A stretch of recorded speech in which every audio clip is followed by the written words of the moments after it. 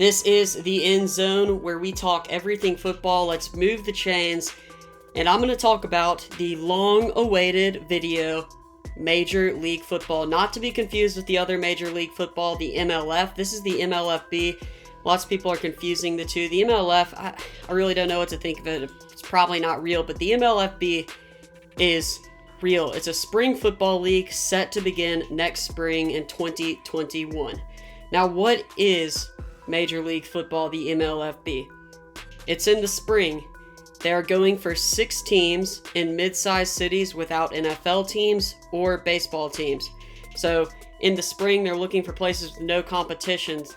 Some of the cities involved or in talks are Little Rock, Arkansas, Norfolk, Virginia, Canton, Ohio, an Alabama team, a Florida team, and a Texas team. None of this is set in stone, so there could be changes on this list, but I do know that there is an Ohio team in Canton, so that will be very cool. They own the rights to the Alabama Airborne, the Arkansas Attack, the Florida Fusion, the Ohio Union, the Oklahoma Nation, the Oregon Crash, the Texas Independence, the Virginia Armada, the Utah Stand, and the Northwest Empire. That's obviously subject to change now that the league got those in 2017, so names, cities, they can change, but we do know that it's coming this spring in 2021. Just the specifics haven't been released to the public yet.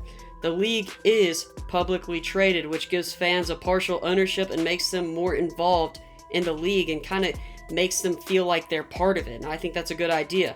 Now let's talk about the elephant in the room before everyone starts typing on their computer. The league was ready to begin in 2016, but they lost a major investor, and ever since, the league has been shuffling through management, and eventually, Frank Murtha became the CEO and made the league publicly traded. So everybody's saying they've never played, they're never ever going to play, they're actually going to play in May and June some test games. But we all know kind of what's gone on. That's not going to happen anymore. Now you can compare losing an investor to basically like the AAF, except they lost an investor before the season started, so they decided not to start their season. You know, the AAF lost their investor in week 2, then Tom Dundon came in. I know many of you do not like Tom Dundon. He came in, and then the AAF eventually failed and folded under Dundon's leadership.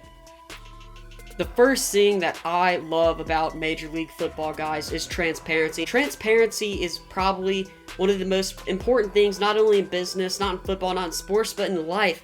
You just got to be able to see what's going on. You can see what they're doing on their website. And you can even email the CEO. I've talked to the CEO, Frank Murtha, on the phone. We had a great conversation. He's a great guy. They tell you everything that's going on. We did not get that with the XFL. We certainly did not get that with the Alliance of American Football.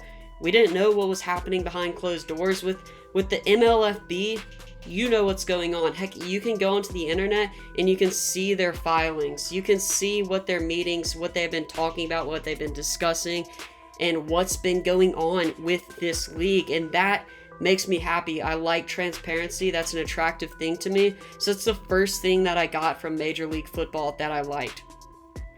The next thing that stood out is probably the biggest thing that stood out with all spring football leagues that I've seen. This should point to why the Major League Football can work. They have a budget of around $30 million. So what does that tell you? The MLFB is smart with their money because $30 million is significantly cheaper than both the AAF and the XFL. The AAF spent over $100 million and they made $12 million. The XFL they spent so much money. To put it in perspective, Oliver Luck, the commissioner of the XFL, had a $20 million contract. That's almost as much as the MLFB will be spending in their first year. Also, the stadiums, the coaches selected by both the XFL and the AAF, they went out, they brought out the big bucks. They paid a lot for stadiums like MetLife Stadium or the Alamo Dome. The MLFB's strategy is to cut costs. They're going for smaller stadiums, possibly soccer stadiums, in markets where they can sell tickets and make a revenue without having a huge overhead. The MLFB is targeting less expensive stadiums. In other words, they're being smart with their money. and they're being smart with their spending. It's almost like work smarter, not harder. While they are working slowly, and I can see your frustration with that, they're trying to be smart in the way that they approach this. For example, they also purchased the Alliance of American Football's equipment, from uniforms to computers to medical tape, and the league saved $2 million from this purchase. That is monumental for a league to save that much money when they are really trying to keep that budget close. They are trying to start off small and grow. They're not beginning at the biggest that they can possibly be. Because you can't just start as a big, giant football league and expect to succeed. In some ways, you have to start small and let yourself grow over time. That's, to me, is the best way to go about it. And because of the fall of the XFL and the Alliance of American Football, the MLFB can now get the best players available for a spring football league.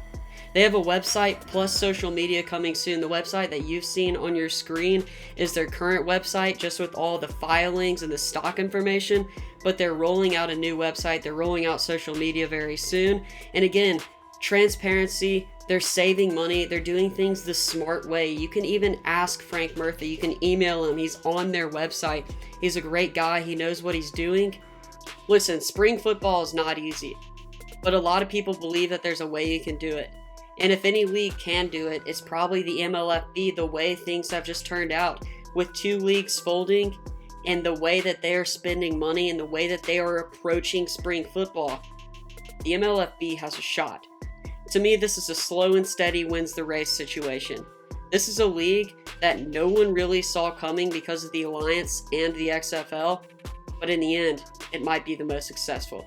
I'd love to know your thoughts below. Thanks for watching the EndZone. Make sure to like, subscribe, and comment so we can move the chains.